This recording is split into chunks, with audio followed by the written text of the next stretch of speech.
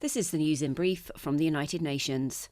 Urgent action is needed to avoid a repeat of tragedies like the drowning of at least 27 people in the English Channel on Wednesday, the United Nations Refugee Agency has said. The incident amounted to the largest single loss of life in the English Channel since the UN Migration Agency, IOM, started recording data in 2014. Another 106 migrants were rescued in French waters on Wednesday alone.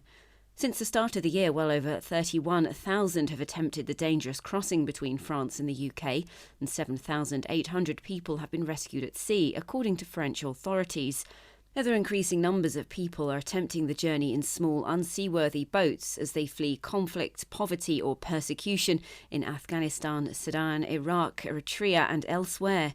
UNHCR reiterated the importance of continuing to raise awareness of the risk posed by sea crossings and of the false information given by smugglers who exploit the distress of children, women and men who have left their home countries. The UN agency added that the development of legal and secure channels is crucial to safeguarding migrants' lives and, in particular, family reunification. 1 in 5 refugee or internally displaced women have faced sexual violence, and the situation continues to worsen globally, the UN Refugee Agency said on Thursday.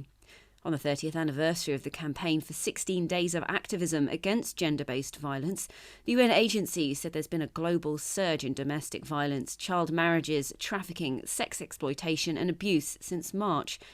A lethal mix of confinement, deepening poverty and economic duress is unleashing a renewed wave of violence against refugee, displaced and stateless women and girls, it said. To tackle the crisis, the UN agency has called for funding to be scaled up for grassroots projects that focus on prevention and helping victims of gender-based violence. These include the Myanmar Ethnic Women's Refugee Organisation, where refugee women have joined forces to overcome abuse, reinforcing their role as strong protectors of their families and communities. UNHCR issued the alert after recording increases in gender-based violence in at least 27 countries. In the Central African Republic, it said that one gender-based violence incident is recorded every hour. And in Colombia, similar incidents affecting Venezuelan refugees and migrants have increased by 40% over the first 3 quarters of the year, the agency noted. The execution of an Iranian former young offender has been condemned by UN-appointed independent rights experts who have urged the authorities to stop sentencing children to death. Arman Abdelali was convicted of murder when he was 17. He was executed at dawn on Wednesday, the 24th of November. The date had been rescheduled at least 6 occasions and involved Mr. Abdelali being transferred to solitary confinement in preparation for his execution, only to be returned to his cell at the last minute.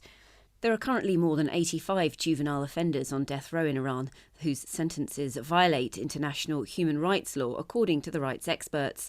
They added that the majority are from marginalised groups or individuals who themselves have been victims of abuse. Katie Dartford, UN News.